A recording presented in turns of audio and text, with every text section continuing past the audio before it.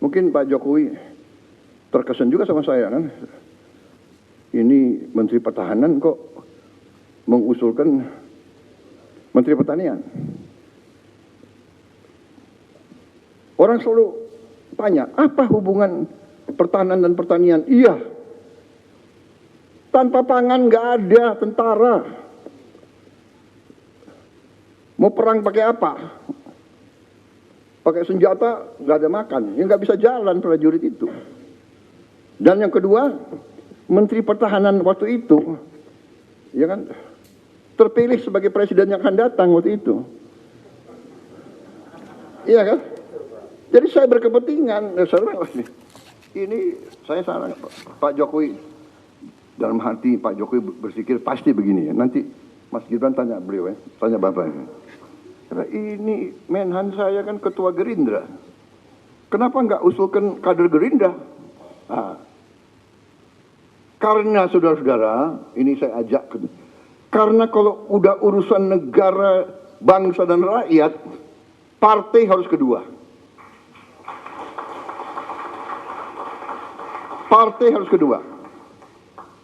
Saya pun dari partai-partai yang ada, saya selalu minta, Anda silakan, tapi saya minta yang saudara ajukan yang terbaik, yang capable.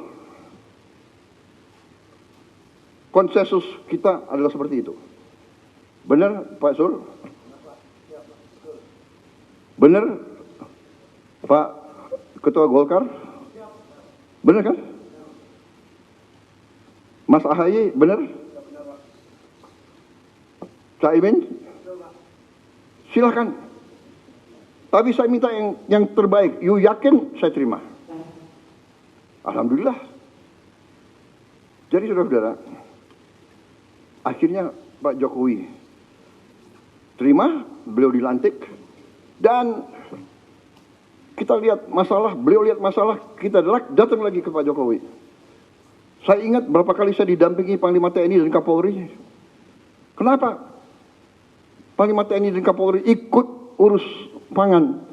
Karena pangan adalah sumber dari sebuah negara. Kalau pangan tidak aman, negara tidak aman. Dan mereka sadar kalau tidak aman, yang pusing tentara dan polisi. Saya datang didampingi Panglima TNI, Kapolri, Menteri Pertanian, Menteri Keuangan, minta dana tambahan untuk apa? Mengatasi kekeringan. Dan cara mengatasi kekeringannya apa? Sangat sederhana. Ternyata Menteri Pertanian mengatakan, Pak, ini kalau tidak ada air, kita nggak bisa. Tapi Pak, ada jalan keluar. Kenapa? Karena di Indonesia banyak sungai yang tidak pernah kering. Di Jawa Timur Kali Berantas, di Jawa Tengah Bengawan Solo, di Jawa Timur Citarum, di Jawa Barat Citarum, di Jambi, di Riau, di Sumatera Selatan, di Kalimantan, luar biasa itu sungai-sungai yang besar. Kuncinya adalah pompa. Waktu itu kita cari uang untuk 80.000 pompa yang harus kita adakan sebelum musim tanam. Ya setengah mati waktu itu. Sudah dapat itu, saya nggak tahu Menteri Pertanian silatnya kayak apa, ya kan? Uang-uang dari mana beliau alihkan. Kita berhasil datangkan sekian puluh ribu pompa. Yang pasang siapa? Yang terpaksa kita minta lagi dari TNI, dari Polri, bantu. Akhirnya alhamdulillah sekarang kita aman karena tindakan sekian bulan yang lalu, sekian tahun yang lalu. Jadi sekali lagi saudara-saudara, saya mau katakan, alih kekuasaan, transisi yang baik, ya, pendahulu mendukung pengganti, serah terima yang baik, kita akan maju. Makanya saya katakan, pembangunan bangsa, perjalanan bangsa itu adalah sebuah usaha panjang. Karena itu, saya mengajak kita menghadapi paradigma baru. Bahwa untuk rakyat, kalau sudah kepentingan rakyat dan bangsa, semua pemimpin harus bisa kerjasama. Dan kabinet paripurna hari ini adalah di mana saya mengatakan terima kasih kepada semua anggota Kabinet Merah Putih. Kita telah buktikan 6 bulan pertama, kita buktikan kerjasama kita baik, teamwork kita baik. Di sana sini ada keseleo wajar, ada khilaf wajar, karena kita ada menteri-menteri yang sudah senior, sudah lama pengalaman, ada yang baru, ya kan? Ya kan, baru menjabat. Saya aja baru menjabat berapa hari, presiden salah jalan di Istana Merdeka. Bener, cari WC, di mana WC? Ya kan? Wajar. Jadi kita sudahlah, saya, ya kan, ada mungkin juru bicara saya keseleo. Ya namanya manusia, dia juga baru menjabat, betul nggak? Iya kan? Kalau yang senior salah bicara, salah, ya kan? Yang senior, ya kan? Erlangga salah bicara, nggak bisa. Ya kan? Betul nggak? Ini yang baru-baru ini, betul nggak? Natalius Pige, ya maklum lah. Pak Natalius Pige itu sekarang pakai sepatu, pakai kaos kaki. Ini nanti dicek loh, anggota kabinet yang nggak pakai kaos kaki ini. Gus Ipul udah. Saya kenal beliau tuh, dulu nggak pakai kaos kaki. Jadi saudara-saudara, ya apa yang kita mencapai ini bukan hal-hal kecil. Saya kira buruh mengatakan bahwa sekarang hampir semua kesulitan mereka, pemerintah sekarang paham, dan pemerintah sekarang akan membela dan memperjuangkan hak-hak buruh. Tapi saya juga ingatkan kepada buruh, kita akan bela Anda, karena Anda anak-anak kami. Tapi ingat, kita juga harus mengerti kepentingan para pengusaha, karena para pengusaha itu yang punya pabrik-pabrik. Kalau mereka merasa susah, mereka bisa angkat kaki dari sini. Jadi, kita sekali lagi, Indonesia Incorporated, kerukunan. Bahkan dari mereka, pemimpin buruh yang Pak, kalau bisa, Bapak kumpulkan Pak, 150 dari kami, tolong kumpulkan 150 tokoh-tokoh pengusaha. Ini permintaan mereka. Bapak kumpulkan di istana mana, mari kita bahas kesulitan kami langsung para pengusaha. Dan kita cari jalan-jalan yang baik. Tetapi pemerintah, mulai dari Pak Jokowi, dan mulai dari Pak SBY, sudah melakukan berapa tindakan dan kebijakan pro orang miskin, menurut saya yang luar biasa. Program-program yang tidak saya robah, yang tidak saya kurangi. Ya, di sini ada wakil dari Kementerian Keuangan, ada 2 wamen, Menteri Sosial, ya. Total uang di anggaran kita yang untuk membantu rakyat miskin, rakyat susah dalam segala bidang lebih dari 500 triliun. Benar? Benar, wamen. 500 triliun termasuk subsidi listrik. Kalau dengan subsidi listrik berapa?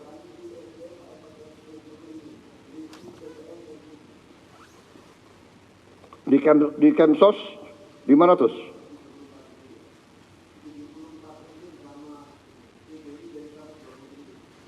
Oh, jadi termasuk ya subsidi dari energi ya. Totalnya semua 500 ya. 500 triliun. Dan saya tidak robah, dan ini kebijakan pemerintah-pemerintah sebelum saya. Ini adalah, we are a real welfare state. Jadi saya juga katakan kepada para pengusaha, upah saudara bisa relatif masih, upah yang kau kasih ke pekerja relatif bisa dikatakan rendah dibandingkan tetangga-tetangga kita. Karena pemerintah memberi bantuan tunai langsung, ya ada keluarga harapan, transfer langsung dan sebagainya, totalitasnya 500 triliun. 30 miliar dolar lebih.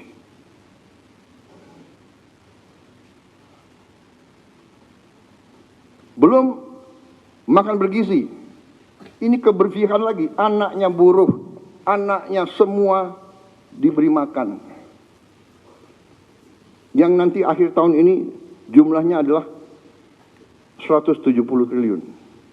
Berarti 10 miliar dolar lebih. Jadi yang tadi 30 miliar dolar plus 40 miliar dolar untuk membantu desil 1, 2 dan kelas menengah juga. Jadi saudara-saudara, kita terus ratusan kebijakan kita tolong dipelajari ya. Untuk juga pertama kali kita pangkas semua sistem distribusi pupuk yang penuh dengan keruwetan. Langsung dari pabrik ke kelompok tani. Kita meninggalkan 144 peraturan. Tidak ada lagi perlu izin gubernur, bupati. Ini yang diminta petani, ini yang mereka dapatkan. Kita sederhanakan, produksi naik. Juga mereka menyampaikan terima kasih. Lebih dari 100 juta petani merasakan penghasilan mereka naik karena kita tegakkan harga dasar gabah kering panen. Dan kita wajibkan penggiling-penggiling padi. Dan saya memberi peringatan, penggiling-penggiling padi yang bandel, yang beli setelah panen, yang beli dengan harga serendah-rendahnya, kita cabut izin usahanya. Saya tidak main-main, karena di tangan saya adalah Undang-Undang Dasar 1945, Pasal 33, yang memberi saya wewenang sumber-sumber produksi yang menguasai hajat hidup orang banyak, dikuasai oleh negara, dan dipergunakan sebesar-besarnya untuk kemampuan rakyat. Dan saya tidak akan ragu-ragu menggunakan itu. Saya tanya hakim-hakim agung, ini bagaimana interpretasinya? Tidak usah diinterpretasi Pak, itu sudah jelas. Apakah penggiling padi menguasai hajat hidup orang banyak? Menguasai. Jadi dia harus ikut.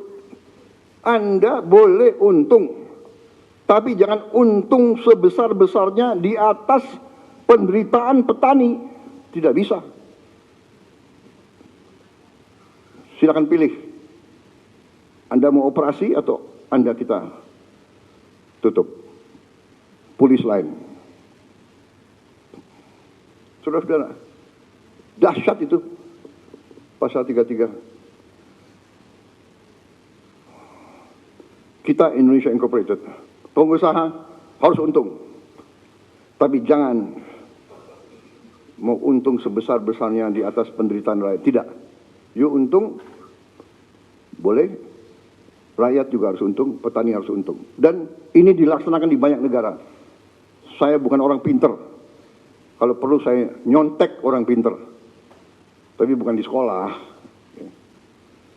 Best practice boleh kita copy. India sudah melaksanakan ini sudah puluhan tahun. Alhamdulillah, dengan ketegasan kita, petani merasakan. Mereka mengatakan belum pernah menerima penghasilan setinggi ini musim panen yang kemarin. Jadi ini terus ya. Saya dapat laporan stok beras tadi sudah saya katakan tertinggi selama 57 tahun terakhir. Saudara-saudara, ini semua sudah kita capai. Salah satu prestasi kita adalah, ini wartawan kok lebih dari 5 menit ya. Demokrasi, bagaimana? Boleh terus atau tidak? Boleh. Nanti kalau bagian saya marah-marahin menteri, nah kalian keluar. Ini kalau muji-muji boleh di sini ya. Jadi saya sekarang ini harus cari-cari kesalahan menteri-menteri saya ini.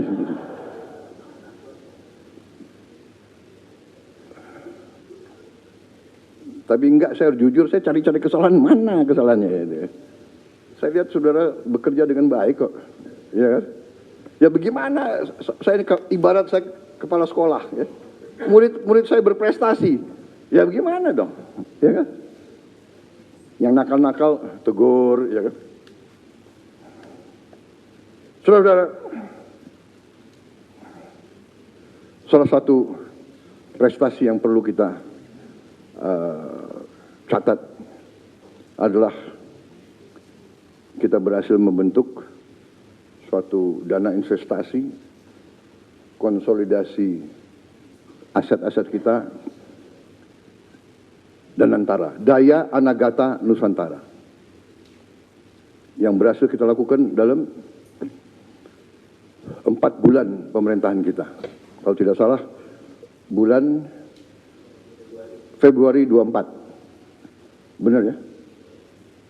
Februari 24 kita sudah hitung tanggalnya. Harinya hari Kamis atau tidak ya? Pokoknya 24 Februari 2025. 2 tambah 4, 6, ya kan? Bulan 2, 6 tambah 2, 8. Ke 2025 adalah 9 ya. 8 tambah 9, 17. 1 tambah 7, 8. Berarti itu tanggal baik dan antara berhasil.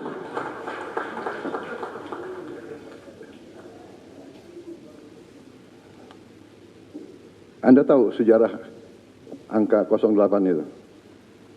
Yang kasih angka itu Pak Luhut Panjaitan ke saya. Karena beliau komandan, saya wakil. Wah, aku komandan. 09 aku. Kok 08? Siap.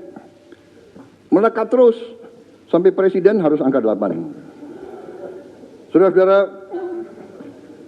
dan antara ini sesuatu yang luar biasa. Ya. Yang kita tidak sadari bahwa kita begitu kaya. Ya. Setelah kita konsolidasi, kita kaget bahwa aset kita, aset under management kita adalah 982 miliar US dollar. Tapi kita konservatif, kita mengatakan ya sekitar 900 lah. Ya kan? Dan kita katakan ini aset under management. Ya.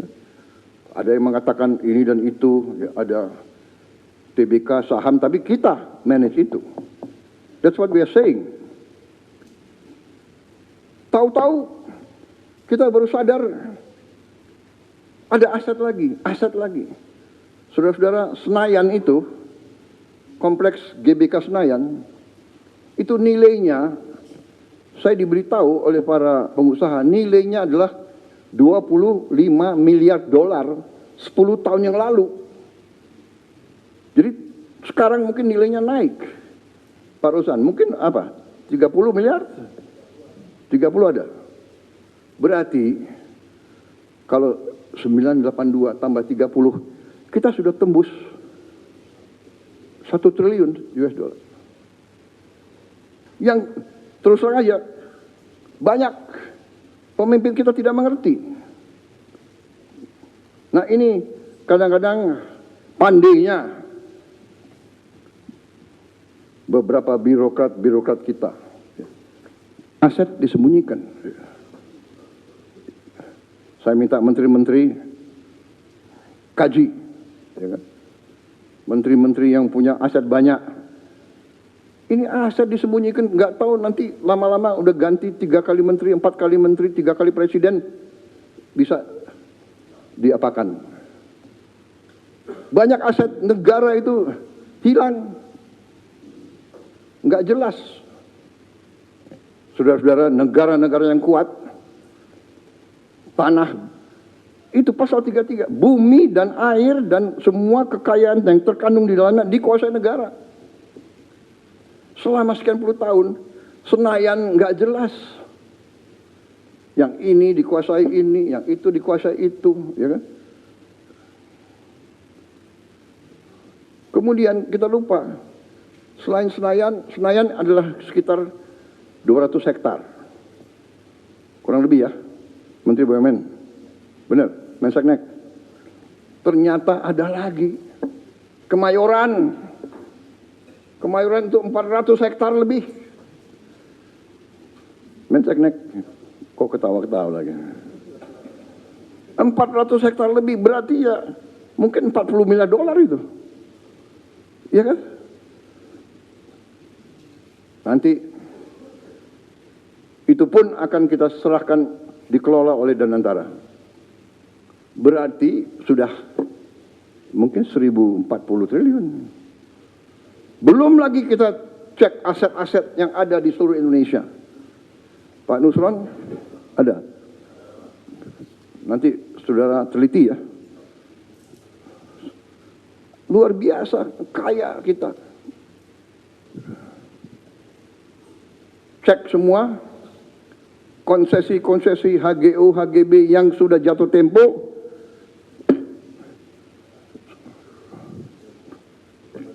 Kembali ke negara. We are very rich. Sekarang saya gagah kemana-mana. Indonesia punya Sovereign Wealth Fund. Waktu 900 miliar pun orang sudah terkagum-kagum. Ya kan? Apalagi sekarang sudah 1 triliun. Disangka uang itu banyak yang kita mau bagi-bagi. Padahal kita butuh mengelola dengan sebaik-baiknya. Saudara-saudara, saya kumpulkan Danantara kemarin. Terima kasih. Menteri BUMN, terima kasih. Ketua Danantara. 800 BUMN saya kumpulkan di Senayan. Waduh, ini ada wartawan. Baik, terima kasih wartawan.